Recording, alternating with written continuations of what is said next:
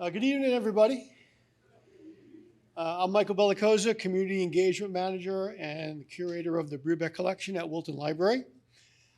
And on behalf of all of us at the library and our new Executive Director, Caroline Mandler, I welcome you all to tonight's program. And I know some of you have met her, but Caroline's with us tonight. Caroline.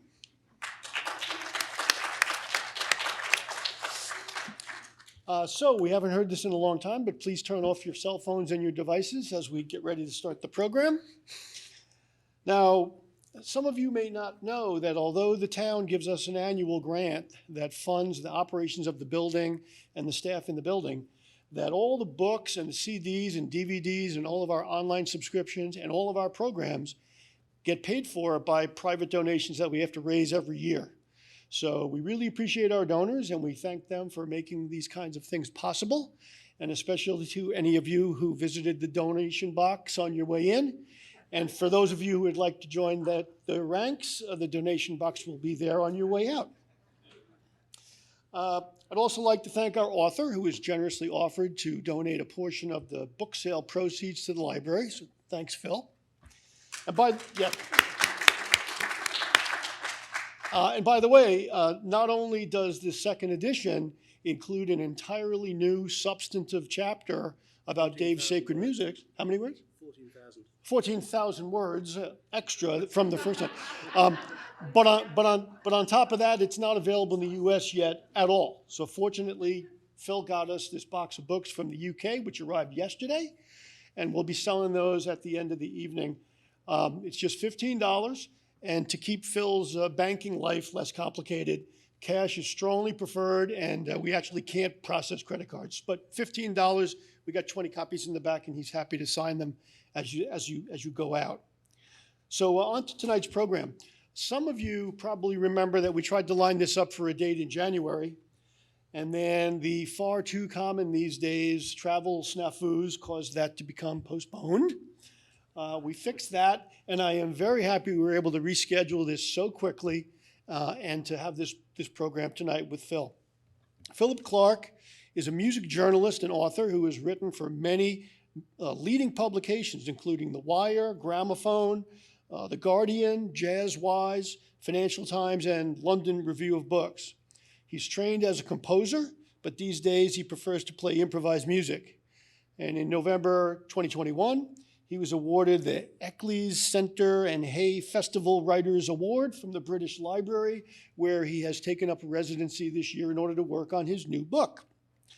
He's one of the most important Dave Brubeck biographers, and he extensively utilized the collection, which is now housed here at the Wilton Library, to research his 2020 book, Dave Brubeck, A Life in Time.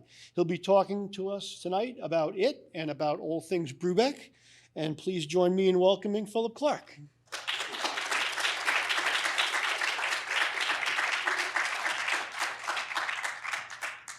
Thank you. Is this a microphone okay? It's not too loud or too soft? Excellent.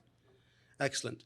Well, just to follow on from what Michael said to begin, I'm really sorry for anyone who is expecting this in January, and I will try next time to give due attention to my visa. I really apologize about that. With the COVID stuff and the visa stuff, it was just all too much. And thank you to Michael and to Chris and Tish and to everyone for the very warm welcome. To do this talk in the Brubeck room in Wilton, where Dave and Iola lived for so many years, it's an amazing thing. And thank you for all being here tonight. Before I get into the meat of the talk, just to backtrack a little bit, Life and Time was published in February 2020, and it just so happened a few weeks later, Chris was playing at Ronnie Scott's with his brothers Dan and Darius, and we had a book launch in London, in Soho, and then we all went off to Ronnie Scott's for the gig, and we had a great night. And then a week later, the man who calls himself our Prime Minister brought a lockdown in, which is exactly, which is exactly 2 years ago tonight. And, the sky fell in, And there were so many events to do with the books, talks. Chris and his brothers were going to play at the BBC Proms, and there were so many live events, and they all went.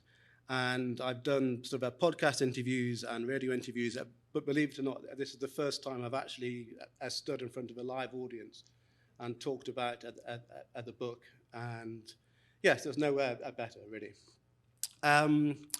So the book, it was about sort of 2 years of really intense work, actually, sitting at my computer and typing it out and writing it. But, it sort of crystallized, it distilled really sort of decades worth of a thinking about Dave's music and where Dave stands in terms of contemporary music, in terms of jazz. And I mean, my interest in Dave's music, I turned 50 this year, and my interest in Dave's music started when I was probably about 5 or 6. And I talk in the book about how my dad is a painter, he's an artist, and every night he used to paint with music on in his studio, and my bedroom happened to be next to his studio. And he played lots of things. He played Beethoven and Schubert and Bob Dylan and Janis Joplin and all sorts of things. But the thing I remember was Blue Rondo a la Turk. And the family myth is that as soon as you put a Blue Rondo a la Turk on, I used to sort of jump out of bed at the age of 5 or 6. If it was a school night, it still happened. And I used to run into his studio sort of dancing and cheering to Blue Rondo a la Turk. So, Dave's music is really sort of baked inside my psyche, really. And, it was the start of my whole sort of life in music began, at that moment when I was 5 or 6 with Blue Rondo a la Turk. And I caught up on Beethoven and Schubert and sort of lesser people a bit later on. So when I started writing the book, the sort of, or thinking about the book actually, rather than writing the book, the sort of weight of this history I had with the music was actually, you might think it was a kind of, it was a sort of bonus in a way, but actually it sort of weighed really sort of quite heavily on me. How to actually write this, how to write this book. What do I do? Where do I start?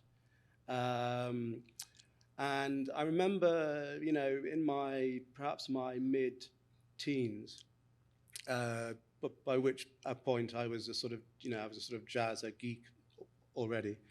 I'd go into bookshops and I'd go to the jazz books, I pluck them off the shelf, I look up Brubeck Dave in the index, and invariably I'd go to the page and there was a sort of entry about Dave, and it would say that he led this popular quartet.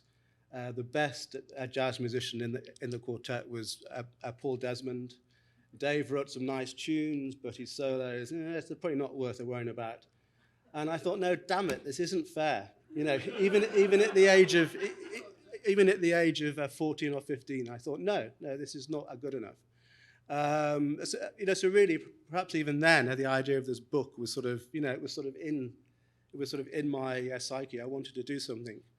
I felt very defensive of Dave, even at that age. And when I sort of fast forward many years later, when I actually started at the book and was looking for a way in, I thought a lot of the writing, if not most of the writing about Dave, is about what he didn't do. So you read, he didn't swing, he didn't play bebop. He composed, but he wasn't really a classical composer. He wasn't involved in the third stream ideas of Gunter Schuller, when given his background as a sort of jazz man who also composed, you might have thought he would have got involved in that. He wasn't like a sideman who then became a leader. He wasn't, the list of things he wasn't, sort of went on endlessly. But I sort of felt nobody had really said, this is what Dave Brubeck does.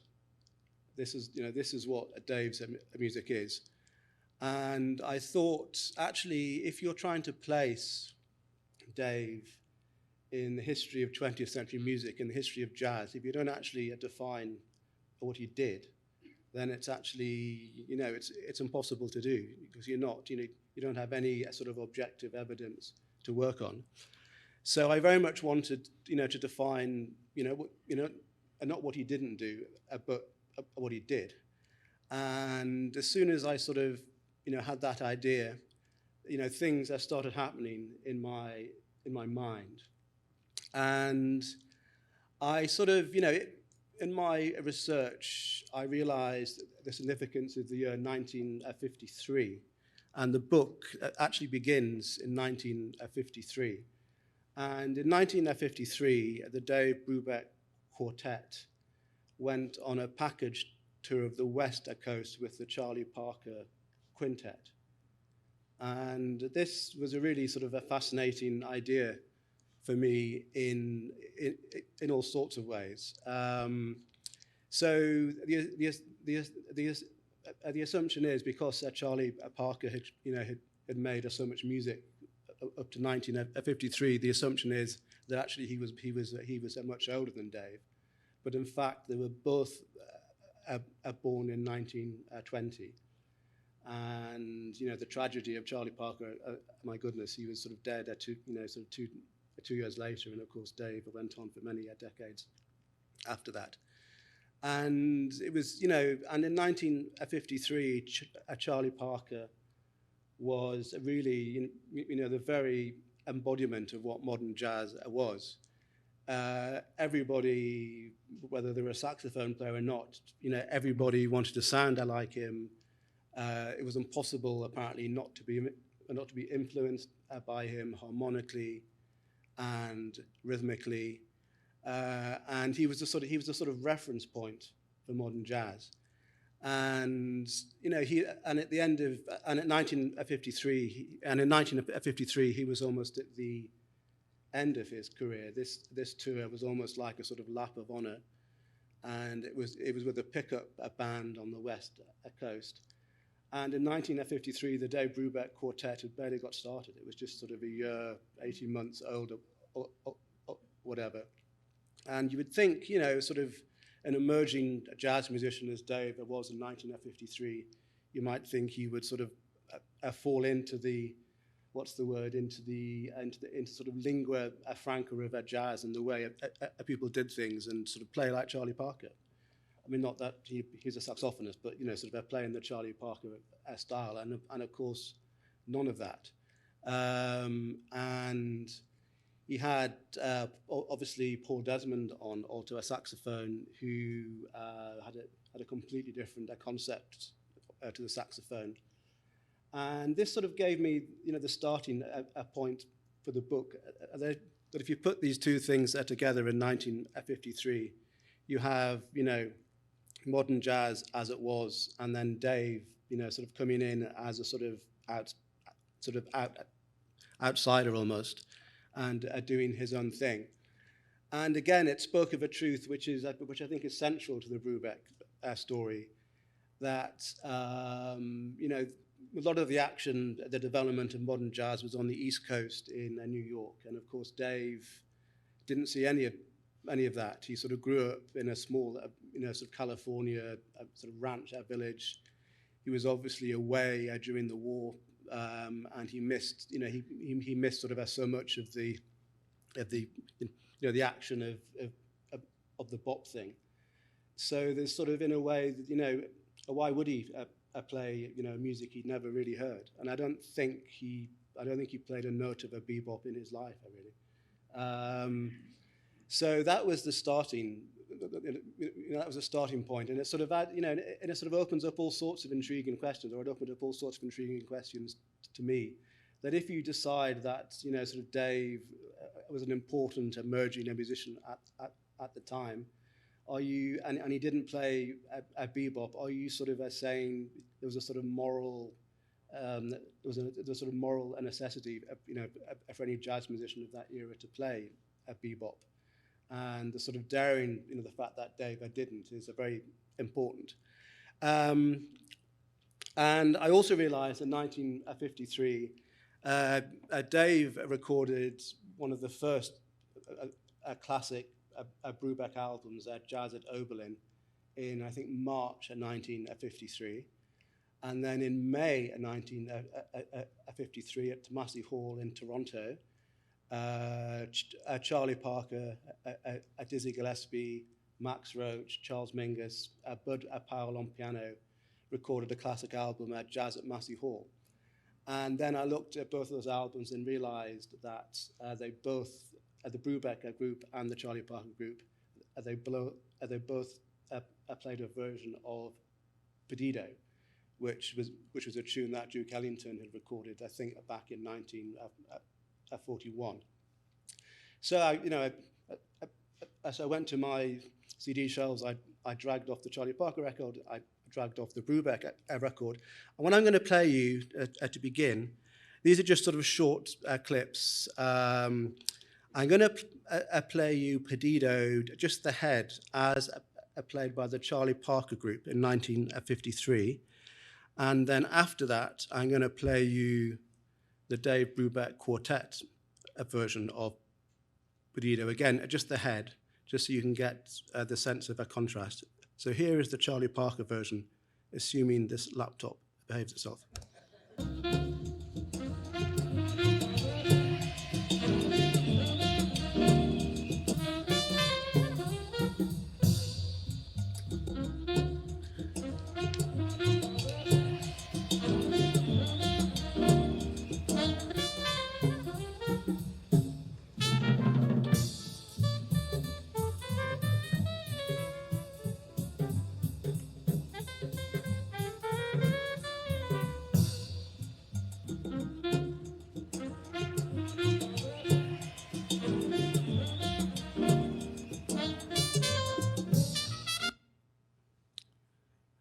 So that is the Charlie Parker version, and here, recorded a couple of months earlier, is the Dave Brubeck quartet playing the same piece.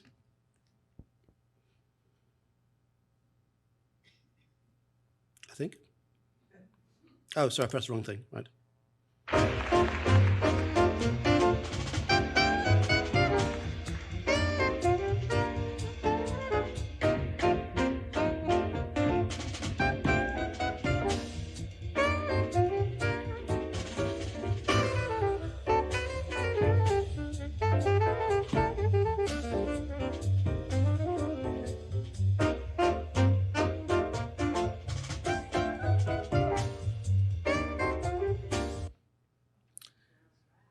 So it's the same, in theory, it's the same song, but it's sort of, it's sort of chalk and cheese, really. And what I find telling and significant is the Charlie Parker, Dizzy Gillespie version. It's sort of, they sort of float at the tune on this sort of a slipstream of sound. It's all about the momentum and getting the groove, which is a sort of a launch pad for the improvisation. So it's all about, kind of, you have a Max Roach, kind of, sort of kicking it behind with a cowbell, and it's just about sort of setting the pulse, and then, the release of the improvisation. And it's almost like well, perhaps this isn't quite fair, but it's almost like the tune is just, it's just like a means, to getting towards the improvisation, or perhaps, a Charlie Parker fans wouldn't thank me for that. But anyway, it's a general point.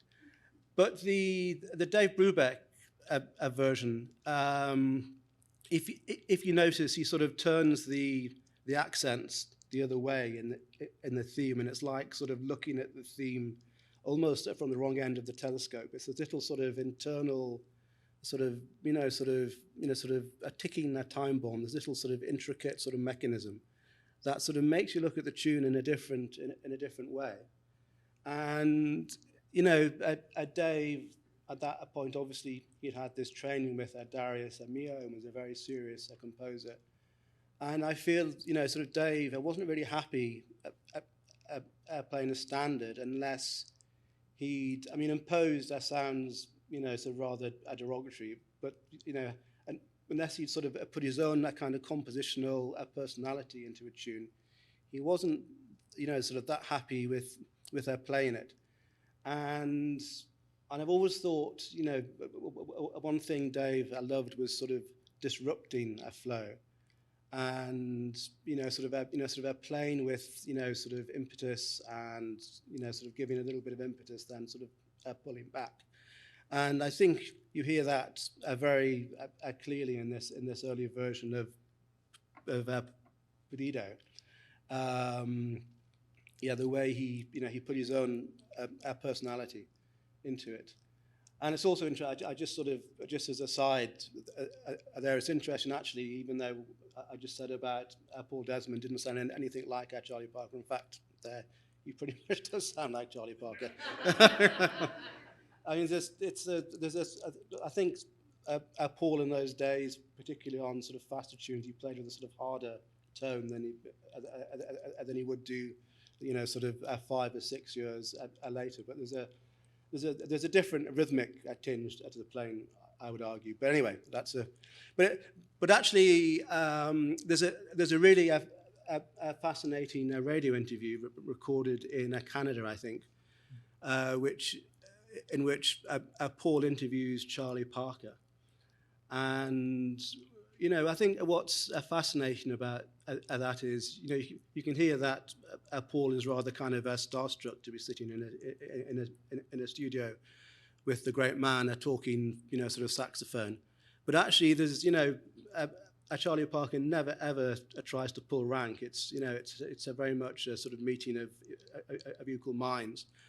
And Paul sort of quizzes him about his technique, and I think, for what it's worth, I think Charlie Parker actually really appreciated having the Dave Brubeck quartet on tour with him, because they didn't sound like Charlie Parker. I think he was probably really fed up of walking into jazz clubs and hearing, sort of lesser versions of himself, and I think he probably really appreciated that. That Dave was doing something different. And in the book, I recall one of the interviews I did with Dave where he talked about Charlie Parker and how it's actually quite a moving interview when, some nights on the coach they'd have really deeper conversations about music.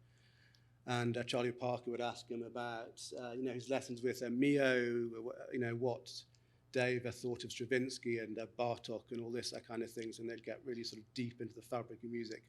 And other nights, Charlie was just so far gone and desperate for a fix. It was like there was a sort of wall there over the eyes, and he couldn't, he couldn't talk. So that's the significance of the Charlie Parker thing.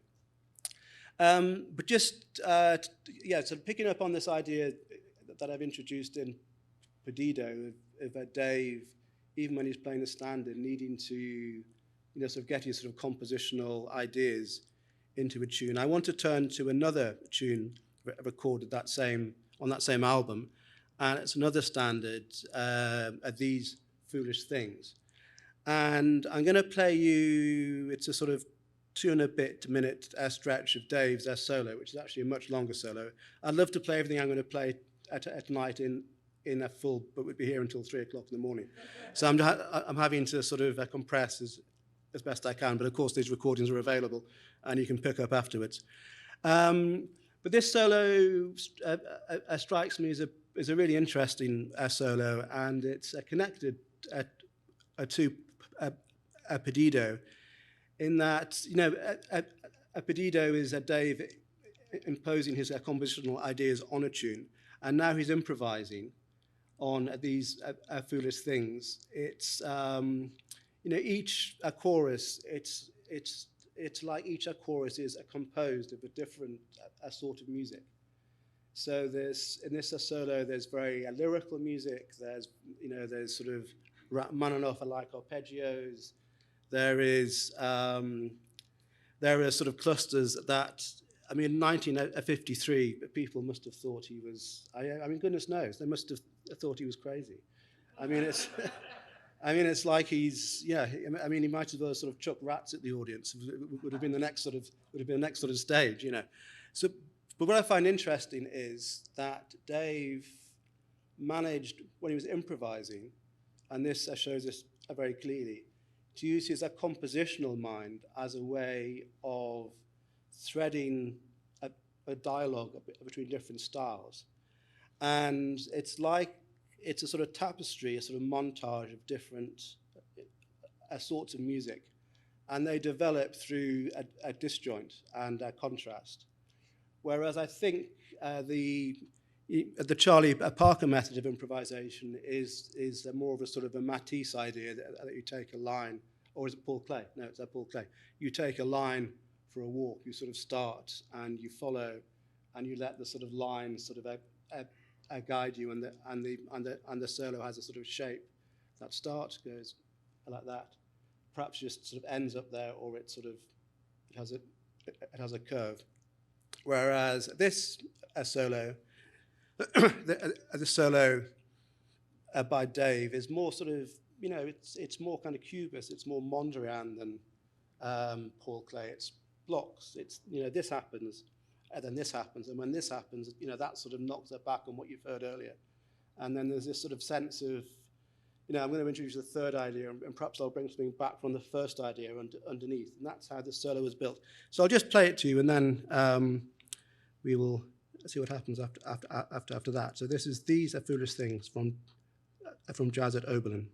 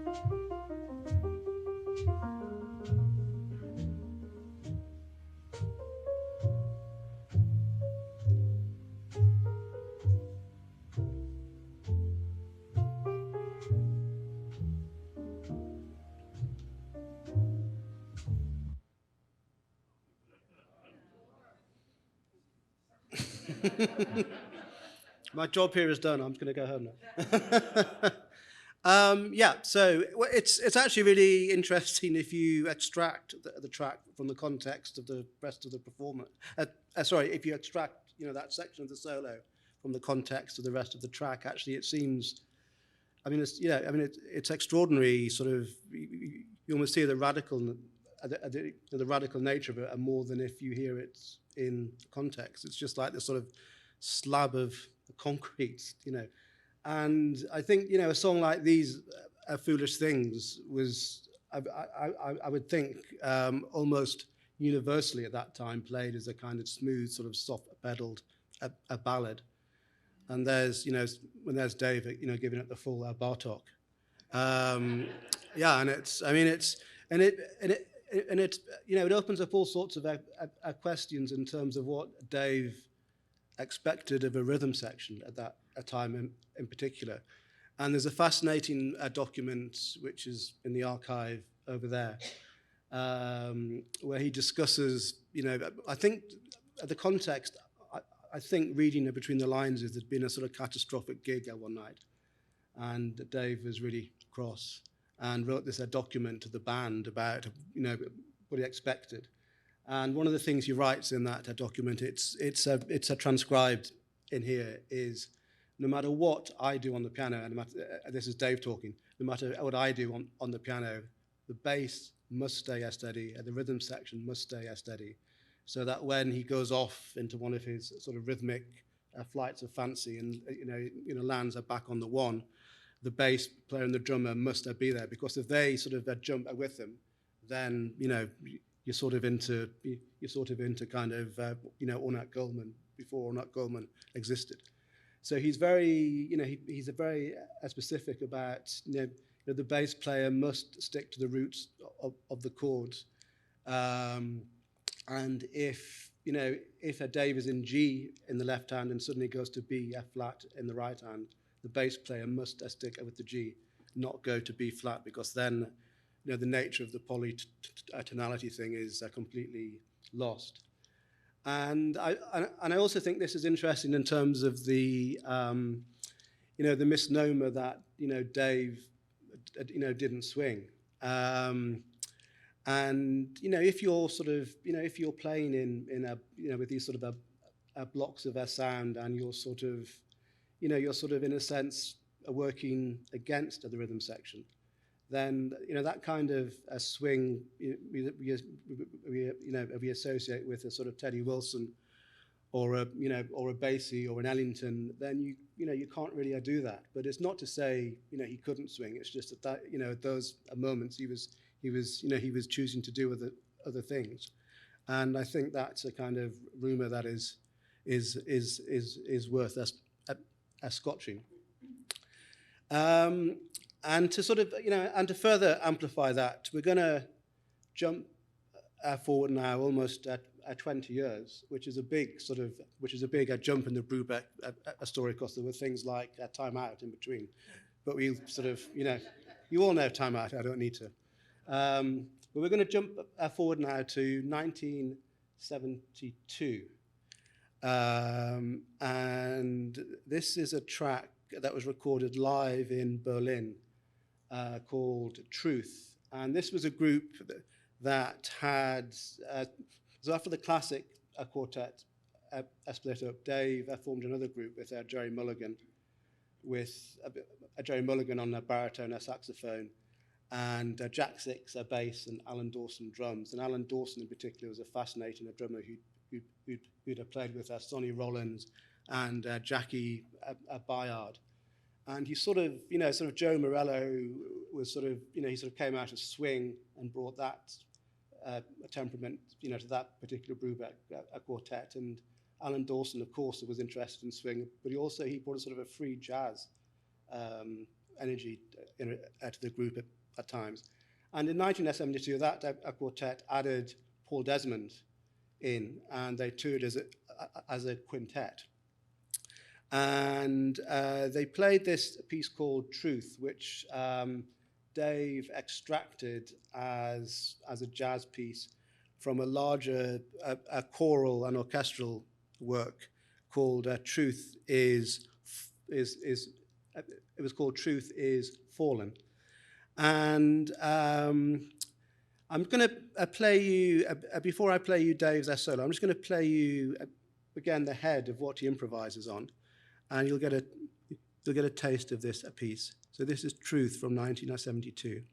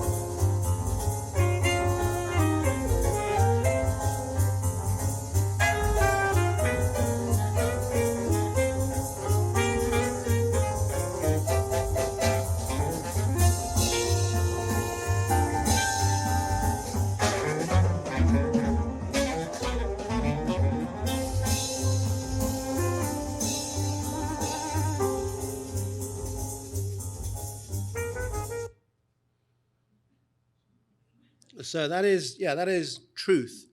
And in the large-scale oratorio orchestral piece with the rock band that Chris was heavily involved with, the whole piece sort of generates out of that that riff you've just heard. And in fact, it's a 12-note row. And what's really interesting is you have the sort of order of the 12-note row, and then at the end it suddenly kind of spurts, it explodes into this really dramatic sort of a tumbling gesture. And and again, it's a very similar thing in a sense to the pedido. It's it's sort of taking this sort of foundation of the 12-note row, and then doing something to kind of jump it out of its own sense of momentum. It's sort of putting, again, as I said earlier, this sort of ticking time bomb inside it. And I'd love again to play the whole piece, but it's about sort of 10 minutes long, and we probably don't have time. But again, I've taken a substantial chunk of Dave's solo, and what you hear again is it's a solo that begins in really strict jazz time. It's almost like a sort of hard bop energy, which Dave, he sort of rarely went there. But it's that sort of energy which sort of goes along very nicely. And then it's like the left hand just edges slightly away from the right. And it's like the left hand and the right hand are in a completely different time zones. And you begin to think, gosh, nothing that the right hand is doing relates at all to what the left hand is doing. And the time just sort of fizzles out. It just goes. And Dave, he just sort of goes with it. He just sort of lets the time go and finds other way to deal with time. And he enters into it's a sort of dialogue with the drummer Alan Dawson, and they sort of, they're like sort of two sort of wrestlers who just sort of tumble around each other and sort of, sort of jazz time sort of does, jazz time, kind of does that. But this is a kind of tumbling sort of a mechanism, and it just goes. You think it's become as extreme as it can get, and yet Dave says, no, that's sod it, I'm going to keep on going. So he just goes and goes and goes. So I'm going to play you this. This is the longest thing I think I'm going to play you, but I think it's worth sort of going with this at some length, because it illustrates at the point really nicely. And actually, it's a track which is very rarely played. So this is Dave's solo from Truth, which is an improvisation on the head we just heard.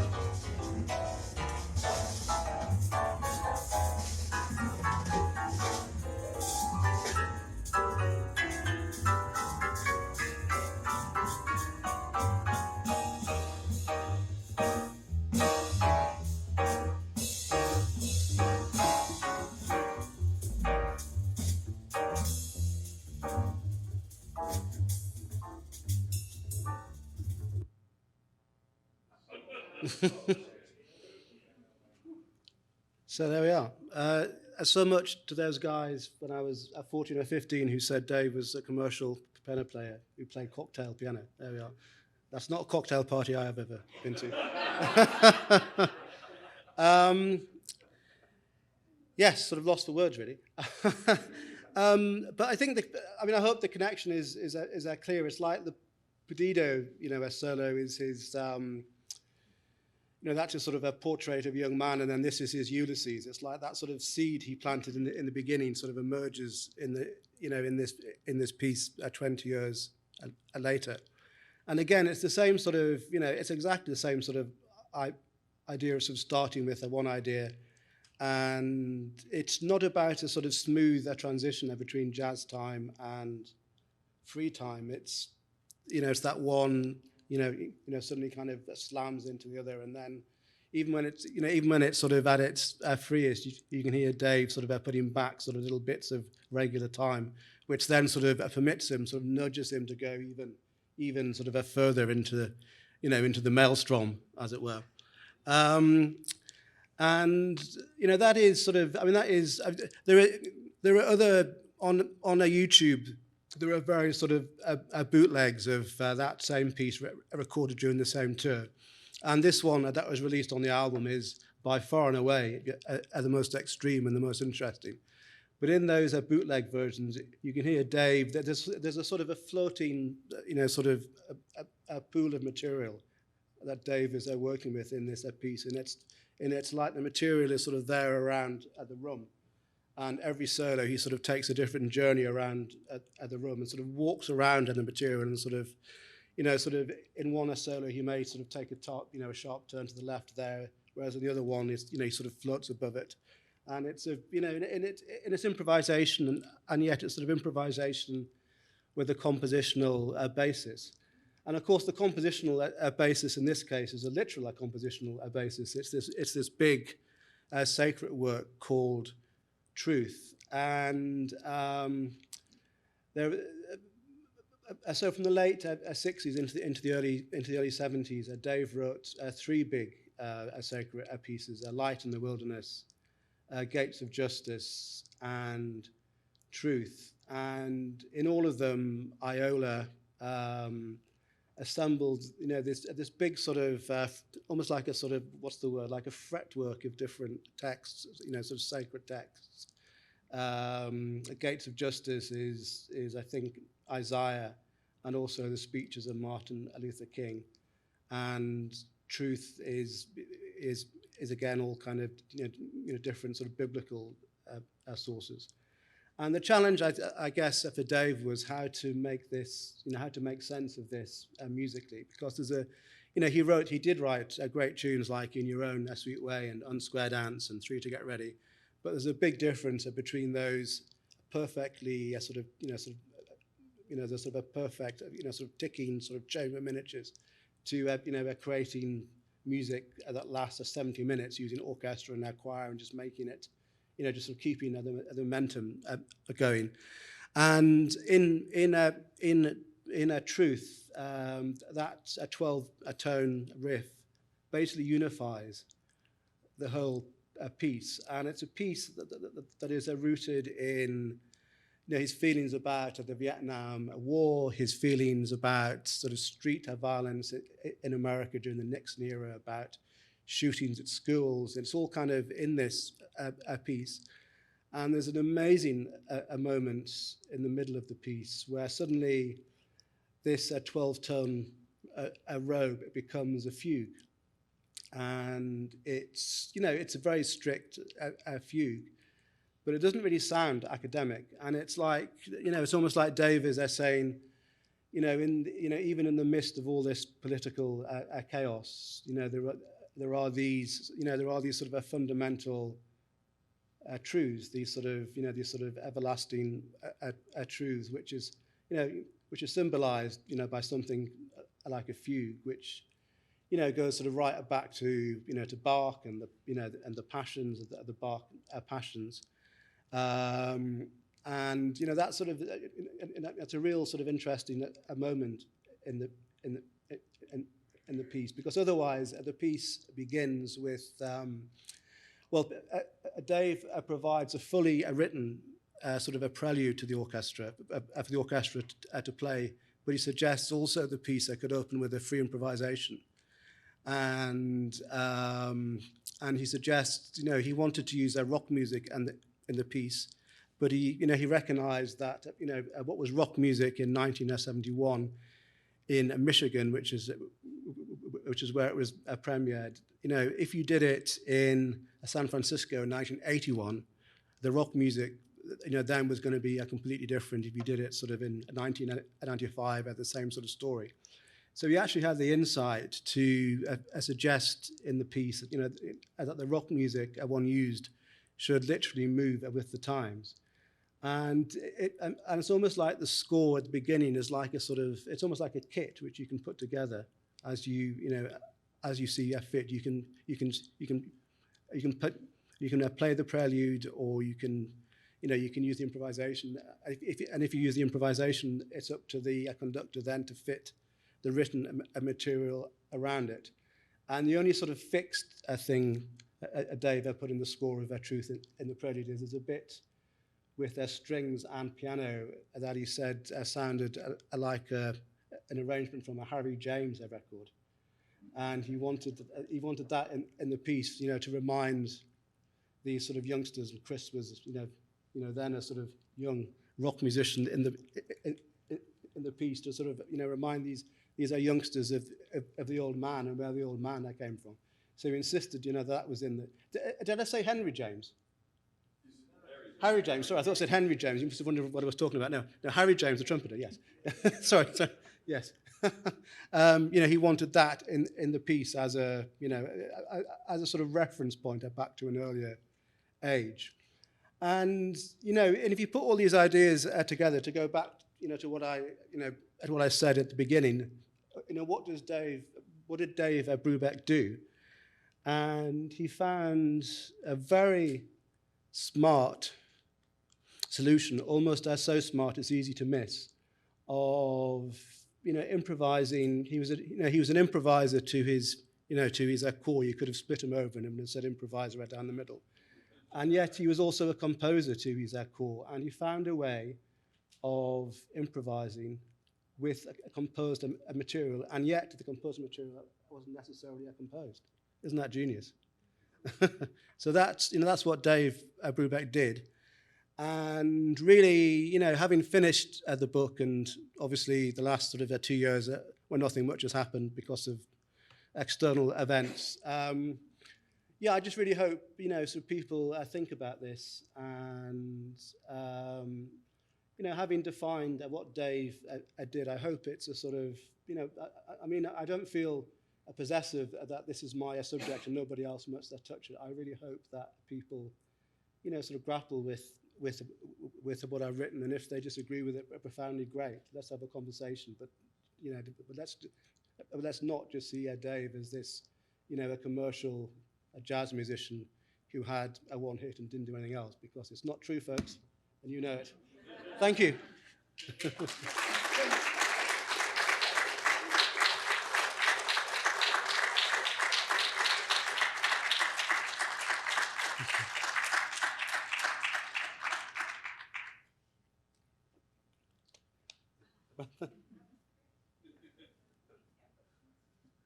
Oh, so questions, sorry, yes, sorry. Are you taking questions? Yes, yeah, absolutely, yes. What you pointed out about how he changed Perdido, Yeah. he did the same thing much Oh, he did. Yeah, yeah. It's just, yeah. You know, no. I mean, the trio record. Yeah, yeah, yeah. I mean, all those trio recordings where, you know, the sort of singing in the rain, where he sort of, you know, he sort of messes around with sort of 4/4 and 6/4 and, yeah, 6/4 and no, he did it. I mean, no, yeah, absolutely, he did it a lot before at Perdido. But the reason I chose that was because it was the contrast with the Charlie Parker one. That was the reason for. No, but actually, I mean, this is the other thing about, you know, the history books. It's, you know, it's all, you know, the classic quartet of 52 to 67, and then actually people forget. And the classic quartet, by the way, is absolutely essential, and I love it. Let's not make any mistake about that.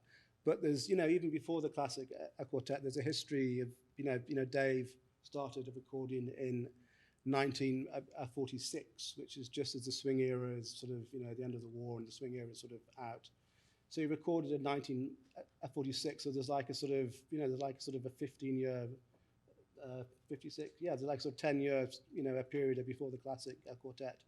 And then, of course, after the classic quartet, there's, you know, there's another sort of 3 or 4 decades of worth of material. So people, I think, really need to engage with Dave's music in the whole. And you're quite right, the trio, the early trio recordings are remarkable.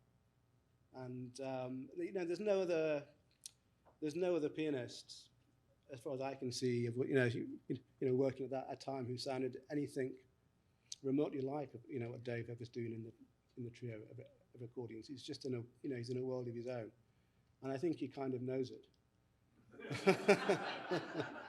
You know, he knows he's got, you know, he knows, you know, because, you know, economically and sort of, you know, in terms of making a living, it was a car crash, but, you know, he knew he had something special and he was going to stick with it. So definitely, yeah, speak up for the trio recordings. Yeah. You mentioned he didn't play like Charlie Parker. You mentioned a number of classical composers.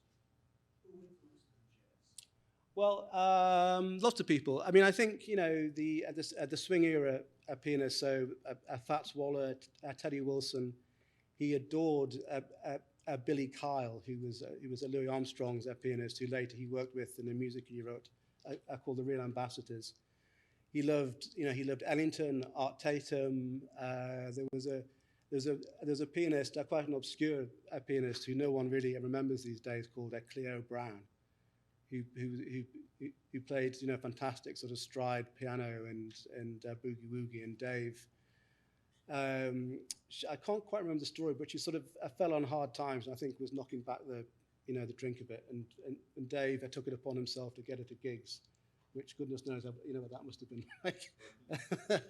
but I think, you know, the essentials of the Dave Brubeck style is that he took the swing era pianist I've just mentioned, and, you know, he had that on one hand, and on top of it he put a Ravel, Stravinsky, a Debussy, Mio, a Bartok, Hindemith, perhaps even a bit of Charles Ives, and I think that's, you know, and I think that's the interesting.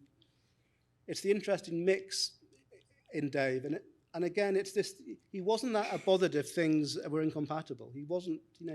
I don't think he worried that things had to be sort of smooth and to fit. He was interested in, you know, if you take a typical sort of a Fats Waller left hand pattern, which, you know, is, you know, sort of cyclic and they're regular, and you put on top of that Stravinsky accents that sort of fall in all the cracks, you know, what does that do? And it creates something that, you know, it created something that hadn't existed until then. So I think that is the essentials of the style, and yeah, you know, he didn't hear a bebop, but he did this other thing. That's great. Yeah. Yeah, I know there's a new series of recordings coming out by, I think it's a European label. There's some trio recordings coming out in a couple of months, and then there was a previous set that came out in '67. Well, this is the same thing. What happened was this is right at the end of the quartet's life. Exactly. And it was, so this, again, the story in all its rather inglorious detail is in the book, that Paul Desmond disappeared in, I think it was Munich or somewhere. Was it Munich? Hamburg, yeah. So he disappeared one night, and they were due to fly to Vienna the next day for a quartet concert. They all turned up, and there was no Paul. And Paul was perhaps enjoying himself rather too much in a German didn't fly to Vienna, and so Dave had to do the concert as a trio. So it was Dave, Eugene Wright, and Joe Morello, and they'd done that kind of trio had done the odd track on quartet albums, but this is the only existing. And as far as we know, the only concert they ever did as a trio. And actually, there was a first set and a second set, and we're not absolutely certain what set this is. But it's really fantastic to hear Dave. He can't fall back on things like Take 5 and Blue Rondo because there's no saxophone player. So it's a St. Louis blues and These Foolish Things is on there. I can't remember now. But it's all standards, or it's mostly standards, and he just improvises his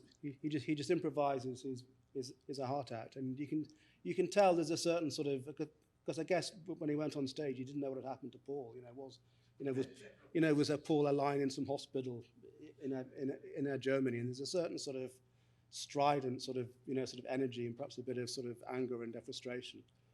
And there's more space for Eugene. You hear Eugene play a fantastic solos and Morello. So it's I'm always fascinated by these events in jazz. So what happened to the Miles Davis quintet when Miles didn't show up one night? They went home and did something else. So what happened when Lee Morgan and Art Blakey, played a one-night stand, for some reason in Michigan one night. So what happened when Oscar Peterson sort of sat in with John Coltrane? These sort of strange things that occasionally happen because of circumstance, and the players just have to kind of wing it. And what you get is actually you get a completely different sense of the musicianship, from the sense you would get from a sort of an officially endorsed, as a record of the time. So I think it's an essential item, and we should buy it. With that in mind, I have a question. Are there more of these recordings that are going to be available? And then second, there's 2 recordings that still have not been issued on the CD. Last time we saw Paris in '67, and then Compadre with Wally. Yeah, well, I think the last time you saw Paris was, it's sort of connected to this trio thing that. That was when it all kind of. The gig after Vienna when Paul reappeared. Yes. Yeah. And I think as far as Dave was concerned, it was a rather sort of. I guess him and Paul had rather sort of stern words, perhaps, and the gig was rather tainted because of that. So he didn't want it. He didn't want it issued. And the other one is Jackpot, which was recorded live in Las Vegas, which was it was recorded on a terribly out of tune piano, and actually Dave in the sleeve notes he actually sort of tells off the producer that the piano is so bad. Yeah, but they're not sort of widely available. And the other album, which I think is essential, which I adore, and again has only been issued on CD in Japan, is Blues Roots, which is Dave with Jerry Mulligan, and it's been sort of Dave sort of going back to literally the roots and playing the blues, and yet it's sort of it's sort of a frighteningly contemporary as well, and those are essential albums. But Chris and Tish have set up this new label, a Brubeck Editions, and. Back our next record is a remix of that very concert you're talking about. Oh, nice. Yeah. It's coming out next month. And also so Dave had the foresight, again, it's documented in the book, when he was signing his contract with Columbia way back in, I guess, it's so long ago, since I wrote the book, end of 1953 into 54. He actually, he drove a Georgiavakian at Columbia, and his own manager, Joe Glacy, he kind of drove them nuts because he wouldn't sign the contract until it was written in that after a certain time, he regained a copyright, a control over his own recordings. And I guess, that is why now you have such sort of license to. But unfortunately, it also expired in Europe, different international law. Oh, sure. So there's, you could buy a copy of Time Out and put it out on your own label in Europe. Yeah. But that's true of the Beatles now and everything, isn't it? Or yeah. Yeah. But yeah, but I mean, I would love. I think it's a real tragedy that Columbia, they don't take this legacy seriously. They're not prepared to put this stuff out. And they did put a box set out of the complete Dave Brubeck studio recordings in a box that there were no notes. There were sort of tracks listed that didn't appear. There were extra tracks on CDs that didn't, that weren't listed. The glue kind of came off the sleeves and went onto the disc. It was a complete mess. But there we are. That's the reality. So so yeah. Please release all this material on your label. We're doing fine. Yeah. One more thing, I know you were primarily talking about Dave's solos, but I think the quartet that everyone knows would not have been possible without lyricism and Desmond drums. Oh, completely. Because if for all Dave, I think people would have found it a bit much. But I think that's very true in lots of groups. It's like the distinction there between I don't know, John Coltrane and Miles Davis. They were very different improvisers, but they came together and it really worked. Or Don Cherry and Ornette Coleman, the same sort of thing. Or Benny Goodman and Lionel Hampton. It's this sort of coming together of different personalities. But what I find, really interesting, thinking about the sort of Dave Paul relationship is that, yes. Dave, in his personal life, he was sort of married to Viola for sort of decades and sort of led, a very sort of clean-cut life. And on stage, he was prepared to, sort of dice with complete chaos. And that was why he was a great musician. And sort of Paul was the opposite in a way. His sort of personal life was a mess. He had this sort of period in the late 60s where he wasn't particularly, behaving himself, well with drugs and things.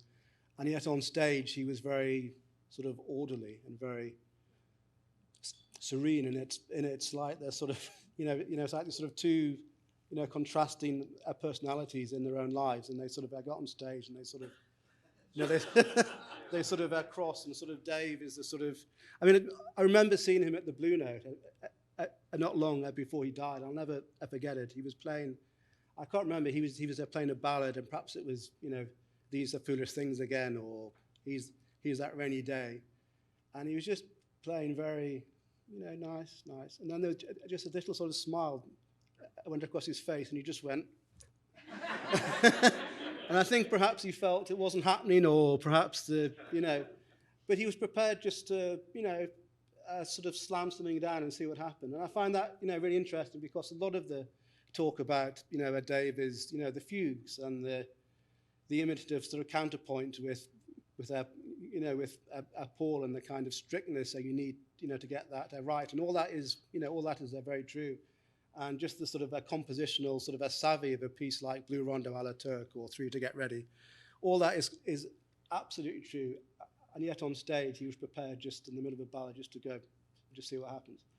And I guess you saw that all the time.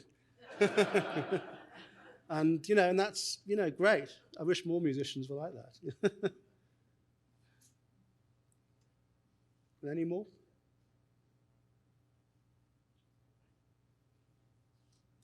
Thank you.